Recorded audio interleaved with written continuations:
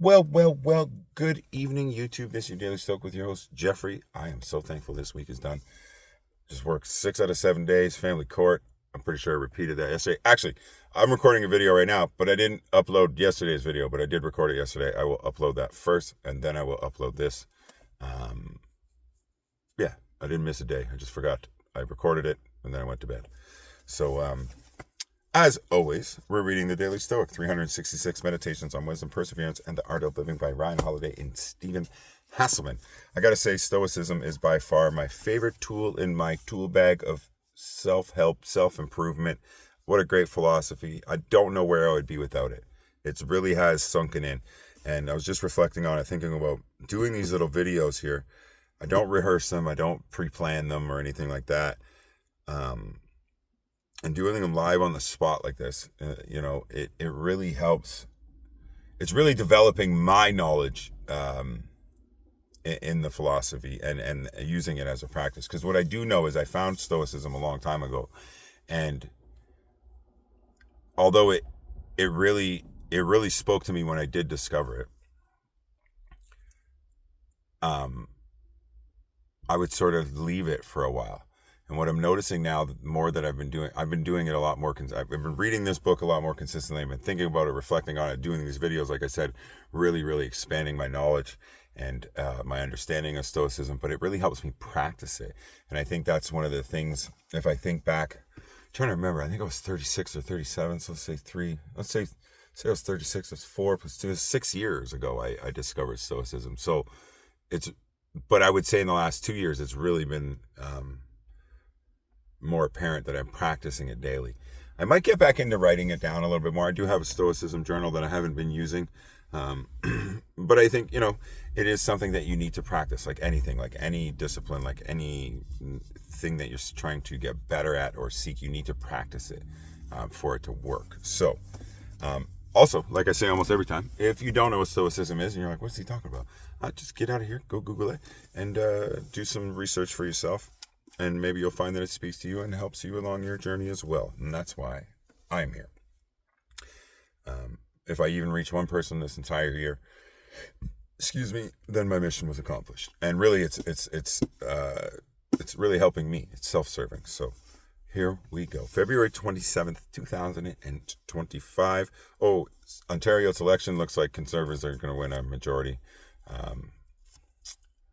Whatever. I mean, good game, I guess you say. Like, I didn't vote for Conservatives. I've been voting Green since I started voting. A lot of people are like, what a wasted vote. I'm like, I'm not going to change my vote because I think it's a waste. Like, I understand the strategy, but I feel like, I don't believe that the Liberals can do a good job. I don't believe the Conservatives can do a job. I don't think any of them can. Green's who I vote for. And amazingly enough, this year, I voted for someone I went to school with, grew up with somewhat.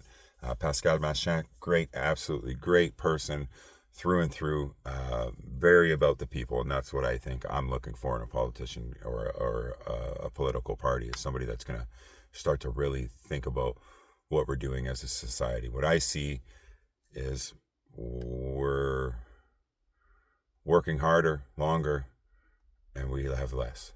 And that should not be how it is here in one of the best countries in the world. And we are starting to lose a lot of those privileges. And I am certain that big government and big business is corrupt to a certain degree. And I think we always knew that. I don't want to see it collapse either, because I don't think that's a good idea. But there's something needs to be done. The people need to be able to work and survive, not just survive, but work and thrive, right?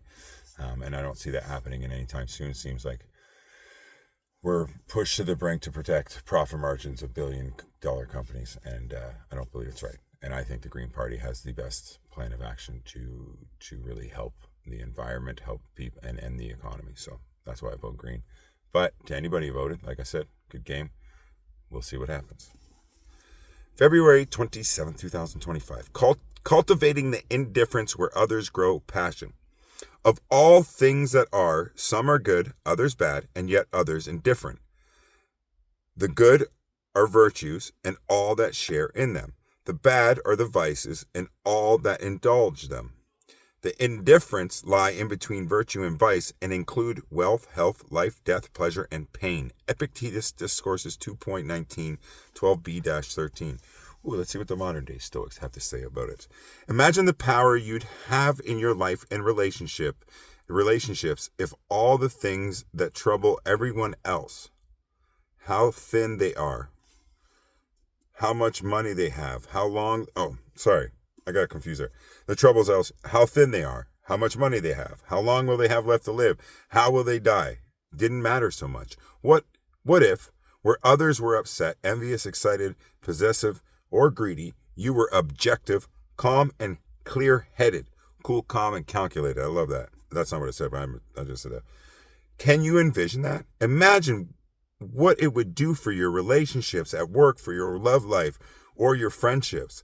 Seneca was incredibly wealthy, even a famous man, yet he was a Stoic. He had many material things, yet, as the Stoics say, he was also indifferent to them. He enjoyed them while they were there, but he accepted that they might someday disappear. What a better attitude than desperately craving more or fearfully dreading losing even one penny. Indifference is solid middle ground. It's not about avoidance or shunning, but rather not giving any possible outcome more power or preference than is appropriate. This is not easy to do, certainly, but if you could manage, how more relaxed would you be? Funny, I just watched a YouTube video last night, I think, before going to bed. It just came up on my page, or whatever you want to call it. And it was really intense, like this whole thing will change your life.